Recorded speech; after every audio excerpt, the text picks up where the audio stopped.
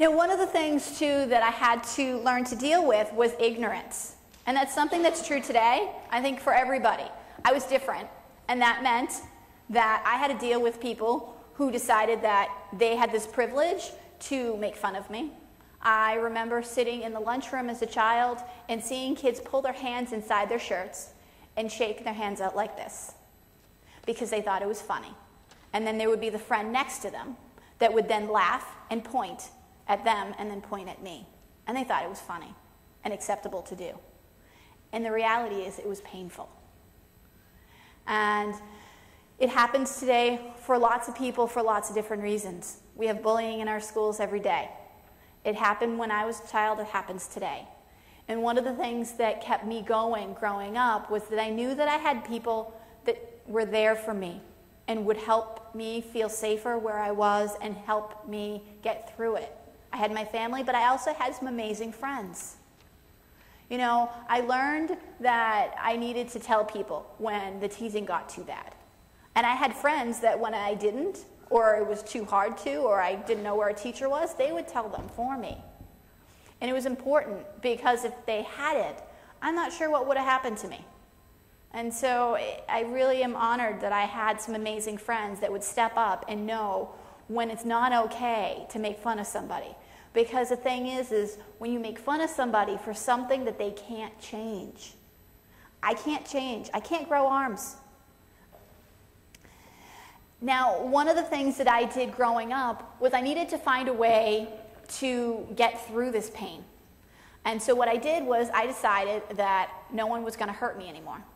And I learned that when people were teasing me and doing all these things to make me cry, I wouldn't cry. And so what I decided I would do is that when they were making fun of me and laughing at me, I would laugh with them. And I tell you, it's amazing how quickly that person teasing me would stop in their tracks. Because you're expecting this person to burst into tears and they start laughing with you. They don't know what to do. And they stopped. Now, it worked. It made the pain stop. It made them stop. But the pain inside didn't necessarily stop. But it was one way for me to deal with things because it was happening day in and day out. And it was also a way for me to deal with the physical pain. I learned to be able to take my emotions off. When I had a lot of pain from the surgeries, when I had a lot of pain from the emotional stuff going on, I could just be a happy child and smile nonstop, which can sometimes be annoying when you're always smiling, but it's better than crying, I thought. So it was what I did to make it through the hard times in my life. Fitting in was the most important thing for me growing up. How many people think here that fitting is really important these days? Yeah. You want to have friends. You want to have your friends like you. And that's something that I dealt with day in and day out. But the thing is I was different. Not only did I have no arms, I had these braces. You saw the video? Those braces I wore from the age of birth up until I was 13, junior high. I wore them almost every single day to school. Luckily, after school, I got to take them off. But in school was a really important time to fit in, and I had to wear those braces every day. I couldn't wear sneakers that everyone else wore because the plastic on the bottom of my feet was too wide. And so I got to wear Velcro sneakers my entire childhood. Now, clothing was something that was always important. How many of us want to be able to wear the cool stuff that everyone's wearing or the things we see on television, right? Yeah. It's important to us. That's how our society is. I didn't own a pair of jeans until I was 13. Speaking of fitting in, high school is when you're supposed to learn to drive, right? I couldn't. Though I did get my permit twice because I wanted to. I wanted to be able to get a permit. When all my friends had their permits, I had it, and then it expired, and I went and I got another one. The reality was I was never going to drive a car in my teen years. Senior year. I'm not sure really what happened senior year, but I had a light dawns on Marblehead moment.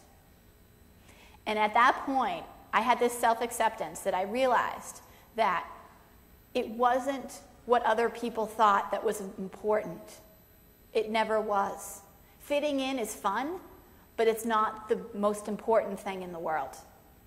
caring about yourself and understanding that you are a good person and that you have successes in your life is more important than what your neighbor thinks or the senior that you didn't go to the prom with thinks. The reality is that you need to be comfortable with who you are. And at some point my senior year, it happened for me. I realized that it didn't matter if I had the jeans that everyone was wearing. And so I started buying clothes that I liked that worked for me, regardless if my friends had them or not. And I started looking at the things that I've accomplished in my life. I realized that I survived a life-threatening disease that hundreds of people before me never could. I was born in 1978. Medical treatment that exists today didn't exist back then. Doctors told my parents, your daughter will not survive through the night. I proved them wrong because I was really good at that growing up. Then they said, oh, she survived, she'll never walk. Again, I kind of told them they can go wherever they want to go, and I'm going to do that, and I did it. And then the next thing that I couldn't do, that everyone claimed they would never happen, is I would never live independently, that I would always need someone to help me dress or do daily tasks. Well, I did it. I proved everyone wrong. I did it again. And I started realizing all the amazing things that I've accomplished in my life. And I was 18. That's really not very old. Then I looked at my life and I said, you know what, I'm in high school, and I've been in a mainstream high school. When I was going into school, my mom tried to enroll me in the same school as my sisters. The principal looked at my parents and said, there's a school down the street for children like your daughter. Apparently there's a school down the street that a lot of kids with developmental disabilities went to, and that's where all people with disabilities belonged. It wasn't right. My mom knew it wasn't. She sent me somewhere else where they believed in me, and they gave me the support I needed. And so I did all of my schooling at a mainstream school. I also was a child that was never supposed to walk. I was involved in sports as often as I possibly could. I played soccer for 10 years. I ice skated. I roller skated. I skied. I did horseback riding. And today I do taekwondo. And I just did everything I possibly could because I wanted to, because it was fun. And if someone said that you couldn't do it, I proved them wrong because that was fun too.